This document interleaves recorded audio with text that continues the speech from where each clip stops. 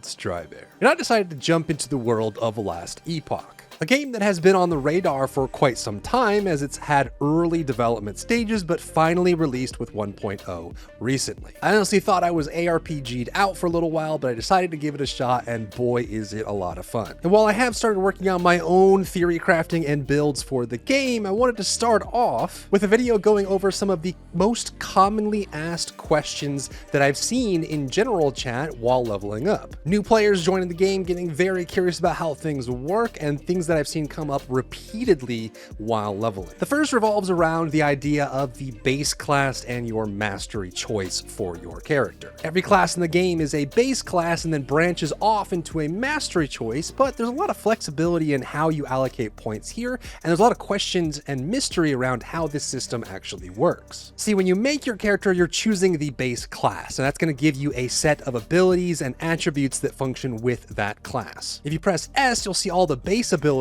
up on the top left, and then all the ones you unlock by putting points into the base tree, and you actually need to put 20 points into your passive tree for the base class before you can start allocating points into the mastery trees. Then around level 15-16, when you reach the end of time, this is when you'll actually choose the mastery for your character, and this is a permanent choice. You cannot roll this back, you cannot change it. If you decide to go Beastmaster and then later on you want to be a druid, you're going to have to make a brand new character to make that choice. Now again, you need to spend 20 points into your base class passive tree in order to start spending points into the mastery tree. And some people actually think that you can only spend points, the passive points, into your mastery tree, and that's just not true. What the mastery gives you is it allows you to fill out the entirety of your mastery tree for that chosen mastery, and it also gives you usually some passive bonuses and a mastery ability that comes with specializing in that mastery tree. But if you want to, you can still spend points in the other two masteries you didn't choose. You just won't get the passive bonuses,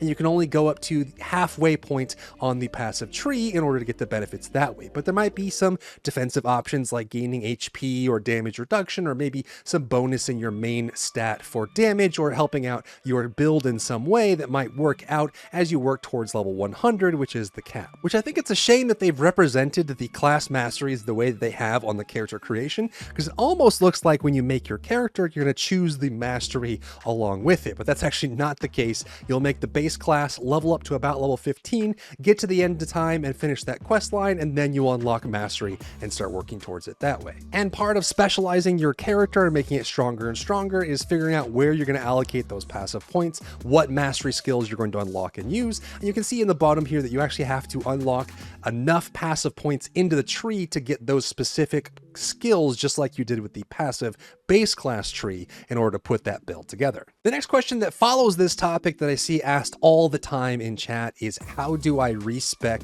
my character? Say I made a poor choice in my passive allocation, or I want to change up what I've done and unlock different things or change my build. How do I go about doing this? Because there's actually a lot of specificity on how this reallocation works and the penalties for having to incur it. Firstly, when it comes to the passive points, you just have to go into town and go to this brain icon vendor, and then while you have this vendor open, you can click and reallocate your points by removing them. And it does cost gold, and it will kind of scale up based on what your choice you're making or undoing, and you can just bring back the passive tree that way, and then close the vendor and then respend those points outside of it in order to put the passive points where you want them. But the other part of class and mastery progression that will change here is going to be the 5 abilities that you specialize in. You get these slots unlocked as you level up, and then you can put 5 abilities to unlock their special talent trees that work for just those 5 abilities, and you need to have them equipped and gain experience to level up their talent trees and spend those points. But say that you want to reallocate those points differently, or maybe you even want to change which ability is in that slot. Those are both available to you, but there is a penalty that you'll incur for having done so. Since you're putting the skill into the slot and then gaining experience of any kind and leveling them up and getting those points, you can actually click on the tree itself. In the top right corner, there is a respec button. When you click this, you have 2 different options. One is you can decrement the level of that skill by 1 to remove or reallocate one of the points that's in there. You do incur the penalty of lowering the level by 1 every time you respec it, but it does give you a chance to maybe remove 1 or 2 points rather than the whole tree in order to get that out. The second option is to remove the skill entirely. You can just respec a different skill into that slot, and when you do this, it removes the skill from the slot and removes all of the experience that you'd earned for that skill. Now granted, as you get higher and higher later into the game, you'll have a minimum level that these skills will be when you slot them in, but you will have to level them up again if you decide to slot a new skill into that spot. So as is the trend with most ARPGs, there is a penalty for not having a build in mind when you start building your character up, and you have to slot in different choices down the line. The next big topic is, what are the faction choices and which one fits me best? This is a huge point of contention and confusion for new players that are getting into Last Epoch, wondering how this system works. And at a high level, you have 2 choices, and it's very easy to understand the difference. One, the Circle of Fortune, is going to be if you decide that you want to play by yourself or in a small group of people and you want to focus on getting really good drops. What this does is it locks you out from public trading. You won't be able to go to the bazaar or the auction house and buy and trade items, but for giving up that sacrifice, for making that sacrifice, you will be able to then get better drops and improved drops and higher rate of drops in your solo play. The other option is the Merchants Guild, and this does give you access to the bazaar and the auction house, which means you can trade with any other player that is currently involved with the Merchants Guild. And the item that you buy from the auction house, you have to be part of the Merchants Guild in order to equip it, so you can't buy it and then switch over to the Circle of Fortune and use it. You have to be part of the Merchants Guild to use those items, but it gives you access to every other player in the game that's part of that guild and gives you the ability to search and find items that might suit you better. Now, I know a lot of players would tell you that Circle of Fortune is better, and again, if you have the time to play a lot and you're focusing on one character and you're playing solo or just in a small group of friends, the benefit of Circle of Fortune is going to be greater than the Merchants Guild. You just get so much bonus to the drops that you get that it ends up being better overall. However, not everyone plays that way. Sometimes you want to play multiple characters. In my case, I'm going Merchants Guild because I play all the classes. I like to make many characters, and because of that, I can't rely on specific drops if I'm trying to make new builds all the time. So it's much easier to be able to access the auction house and buy things that might be build defining for 12 different characters rather than just one. So if you're playing a lot of characters, I think the Merchants Guild makes a lot more sense. Or if you're someone who doesn't play all that often, you play Last Epoch as a recreational moment for you when you get off of work, or maybe you're only going to be playing by yourself when you have time, I think the Merchants Guild makes a lot more sense because you'll be able to get exactly what you need by saving it up. But if you're playing at a medium core or a hardcore level, or you're playing a lot, I wouldn't recommend going Merchants Guild just because you're at the mercy of the prices that people sent or the items that are available on the auction house. If someone hasn't dropped the item that you're looking for specifically with the right rolls on it, you're waiting until someone does, and even if they do, you're at the mercy of the prices that they put there, so you might be locked out from that for a little bit. Whereas with the Circle of Fortune, you have a very guaranteed path of, as long as you keep grinding, you'll be able to get what you need. And keep in mind that many of the very important items in Last Epoch are directly farmable from a specific boss if you need to. Now that the choice is out of the way, let's talk about the functionality of the factions themselves. They have levels associated with them, so once you choose a faction, you'll be able to level up that faction by gaining reputation. And again, just like the leveling your skills for your class, you just have to go out and gain experience, just play the game, and your reputation will go up with each process or engagement or monolith that you're doing. It'll just gain that reputation. As your reputation goes higher and higher, your rank goes up with that faction, which unlocks better and better rewards. For Circle of Fortune, you'll get higher drop rates and better drops. With the Merchants Guild, you'll gain the ability to buy and trade more valuable items on the Merchants Guild auction house, which will give you more benefit over time. Additionally, you also need to farm favor, which is a kind of soft currency inside of the faction, and you gain this also just by leveling up and doing activities. Now, if you decide that you want to change factions down the road, you actually can. You can change between the two at any time, and you will lose all the favor, the currency that you have with that faction, but you actually won't lose any of the reputation, which means if you get the Circle of Fortune to rank 8 and then switch over to Merchants Guild, you'll lose your favor, but you'll keep the rank 8 on that faction, and you actually can have different factions on different characters. say you want a character that's only Circle of Fortune, you have a character that's only Merchant's Guild, you'll be able to have those split on your roster. Just keep in mind that, again, any items that drop because of Circle of Fortune, you will have to be part of that guild or that faction to use it,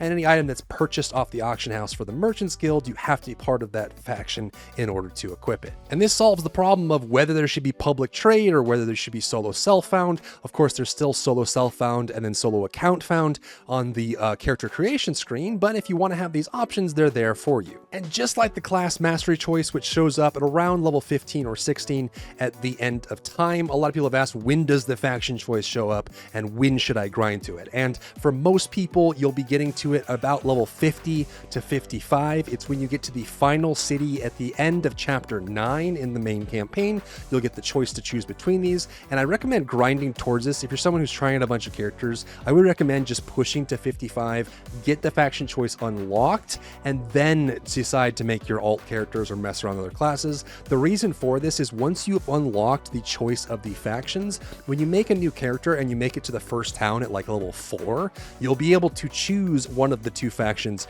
right off the bat because you've already unlocked it for that cycle. So I recommend just pushing to 55, get that done inside of Majelka in the main town of chapter 9, and then once you have that done, you can choose between that on your other characters. The next question is a really good one because it's very common in other ARPGs, whether or not you can power level or level quickly, and what are the best methods for leveling in general. So let's talk about leveling in Last Epoch and what your options are. The primary path is the one you're going to take for your first character probably every single time, and that is going to be completing the campaign. You have a main campaign. It's going to be all your yellow quests that show up as a yellow diamond on your map. Follow that through all the way to chapter 9 towards the end, finish that up, and it will spit you out around level 55 to level 60, and you'll get all that unlocked. So that's kind of the first thing you want to think about doing. The next thing that you want to consider, which is very important as part of how you choose to level your character, is when you open your map by pressing M, press left shift, and look in the bottom left corner of your screen,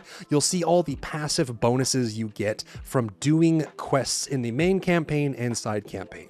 This namely is going to give you bonus passive skill points that you can spend in your passive skill tree, and it unlocks additional idle slots in your idle inventory that you will need to unlock. The best part about this is you just need to get a certain number of them, and there are more available quests that give this reward than the total that you need. So you can pick and choose which quests you want to do, but whether you're going to be power leveling through dungeon skips, monoliths, or someone else is going to power level you, you still want to get these done before you start doing endgame content because they make your character significantly stronger. And anytime you look at a quest, you can see in the rewards whether it'll give you a passive skill point or whether it'll give you idle slot unlocks, and you just want to make sure you get these maxed out before you push endgame. Beyond the campaign, you have two other real options. If you want to follow the campaign but skip along, there are actually dungeon skip options for you as you go. When you look at the map and you are following through the waypoint guides, there's going to be this break in the main flow of waypoints that has this little foot icon with a wing on it